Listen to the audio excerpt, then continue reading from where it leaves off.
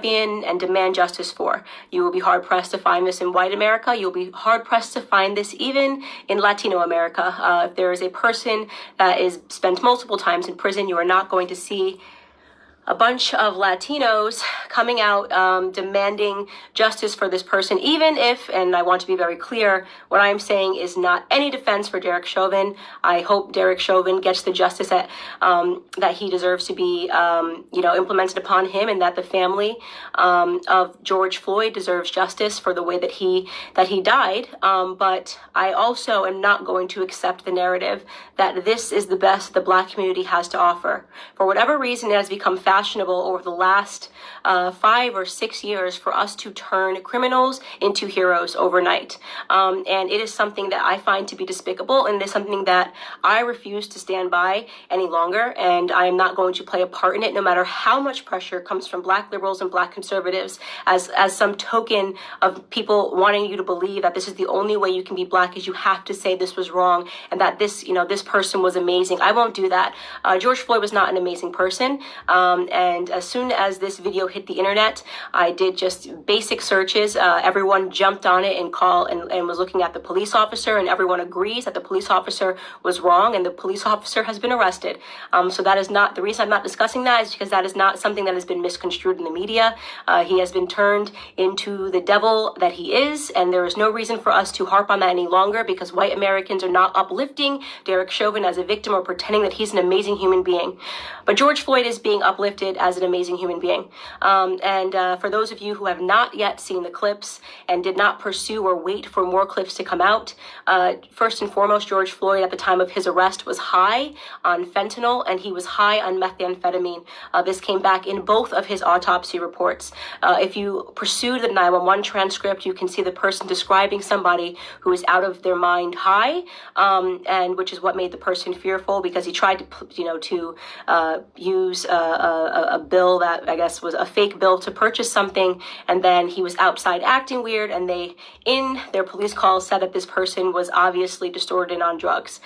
When he is put into handcuffs and is put against the wall, a baggie of what looks to be like cocaine or it's a white baggie that he drops onto the floor that you can see in an image. If you look up the clip, the media is refusing to circulate it. You can find it on Twitter. If you use DuckDuckGo and look up George Floyd baggie, you can watch the clip yourself with your own eyes.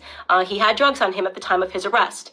Now, barring all of that, nobody thinks that he should have died during this arrest, but what I find despicable to be is that everyone is pretending that this man lived a heroic lifestyle when he didn't, and I want to talk about what his lifestyle was leading up to this moment, and why I refuse to accept the narrative that this person is a martyr or should be lifted up in the Black community, and that we should be buying t-shirts with his name on it, okay?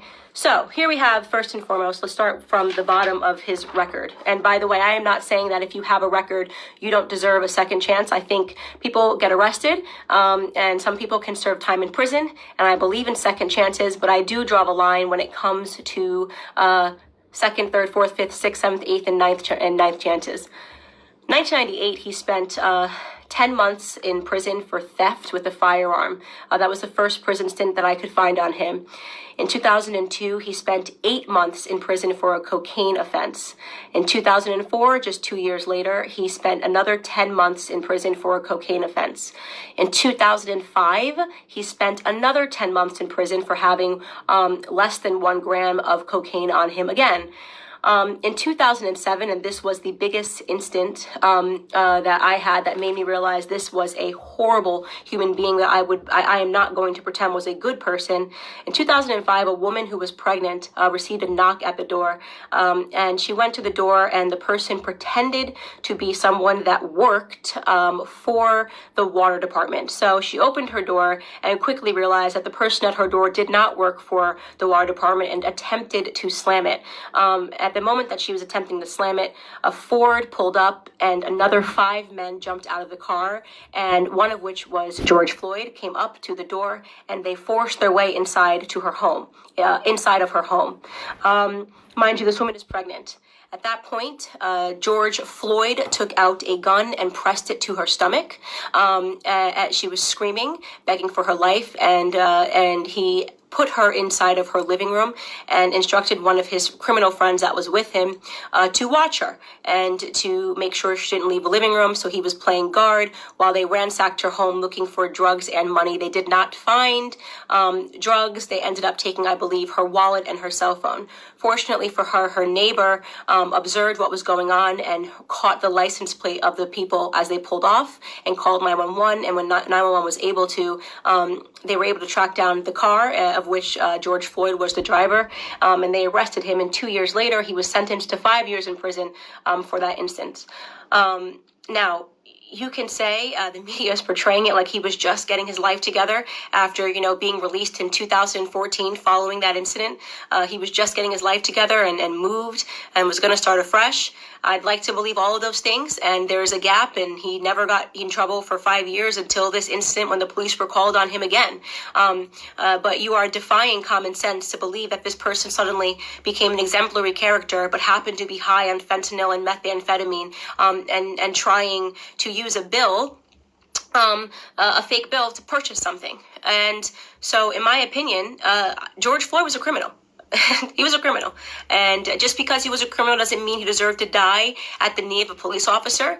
But it does mean that I am not going to play a part of the broken Black culture that always wants to martyr criminals, who wants to pretend they were these upstanding human beings that just wanted to help society, that just wanted to reach out and uplift society. And he has a rap sheet that is long, that is dangerous. He was an example of a violent criminal his entire life. Okay, up until the very last moment. Now, again, I want to be clear. This is not a defense for Derek Chauvin. No one that I have spoken to, no one in the news is defending Derek Chauvin. He is getting what he has coming to him. Okay, great. But why are we pretending that this criminal should be upheld as a citizen, as a martyr in Black America? A martyr for a fake narrative, by the way.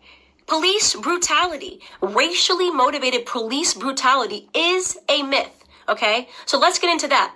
Not only are we using this death, right, and allowing it to cause these riots and protests, pretending this was some upstanding citizen in the Black community who was tackled down and killed for no reason, right? Not only are we allowing it to inspire riots in which Black people are dying, in which actual upstanding Black citizens are dying. Case in point, I'm sure you guys have all now seen David, the sheriff that just was shot and killed because he was trying to protect a pawn shop. Please look him up if you haven't seen it. I'm blanking on his last name. His first name is David, who was shot and killed for trying to protect a pawn shop from looters. An upstanding citizen, an actual head of a police. He was the head of a police his entire life, 77 years old, did everything right?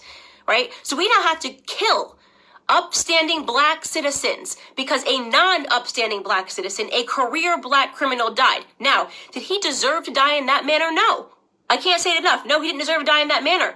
But I will be damned if the rest of us upstanding Black citizens have to suffer because of this incident that rarely ever happens in America. So here are some numbers for you people that are still believing that police brutality is a real, racially motivated police brutality is a real thing. First and foremost, okay, you have a 25% higher chance as a violent white criminal of dying at the hands of a police officer than you do as a Black criminal. Last year, a total of 9 unarmed black men were killed by police officers and 19 white men were killed by police officers. For those of you that aren't good at mathematics, right, you might be thinking, oh, but Candace, white people represent 60% of the population and Black people represent just 13% of the population.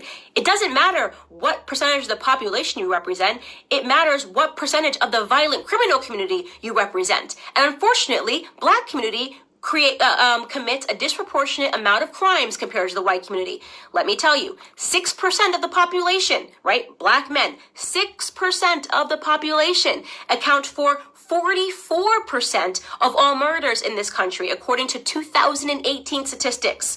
That is what you call a gap. And yet white people who represent 60% of the population, we represent 13, Black men are 6%, only represent 50% of all the murders, right? That makes no sense. That makes no sense. A 6-point variation in a community where we are extreme minorities. We commit 50% of all violent offenses, evenly split, and we're only 13% of the population, okay?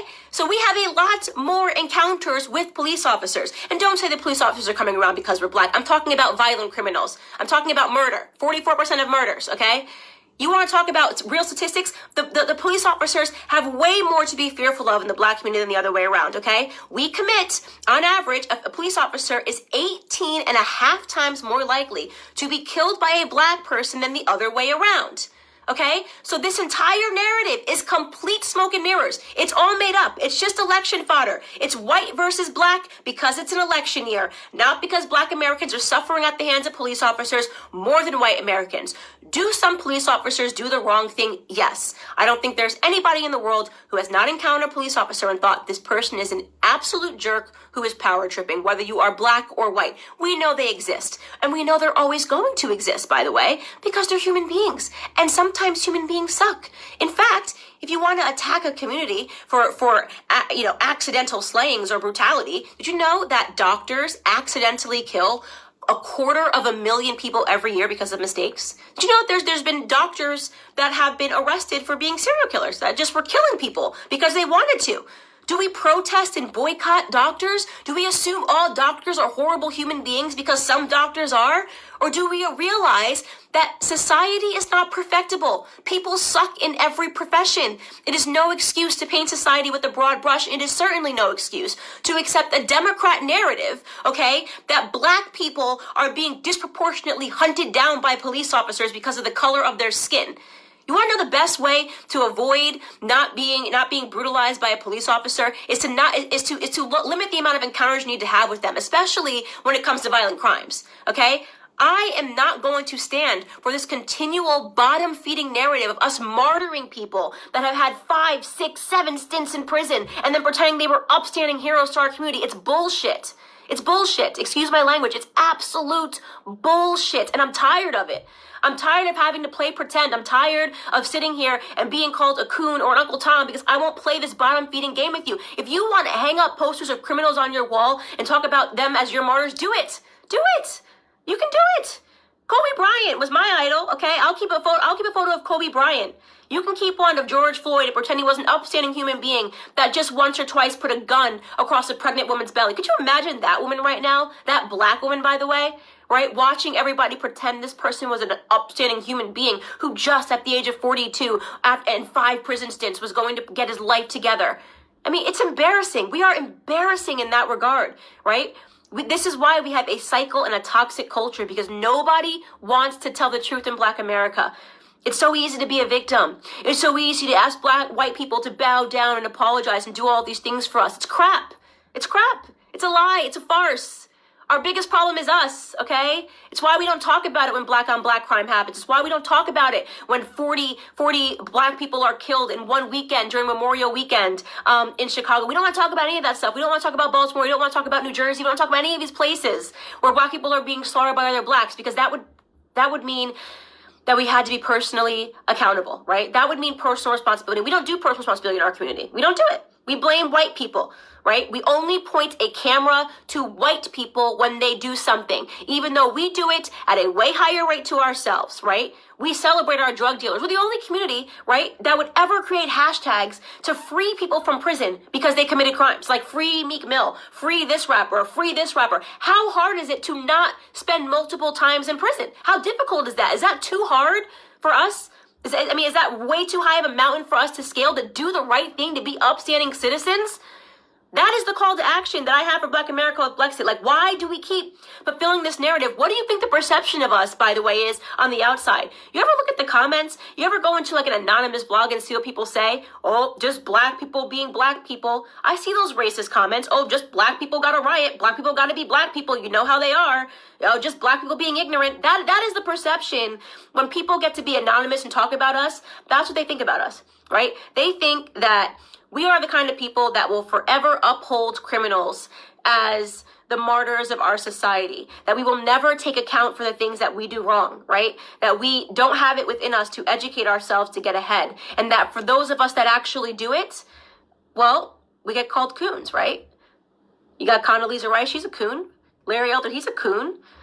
Dr. Ben Carson, brain surgeon, first ever to perform the surgery of splitting twins that are connected by the head. He's a coon, right? What a loser he is. What a stupid guy he is.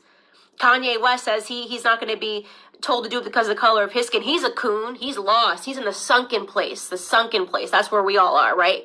Because we demand more and we will get more out of this society because we're going to get ahead, right?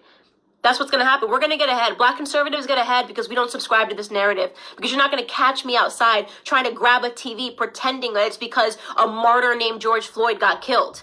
Okay?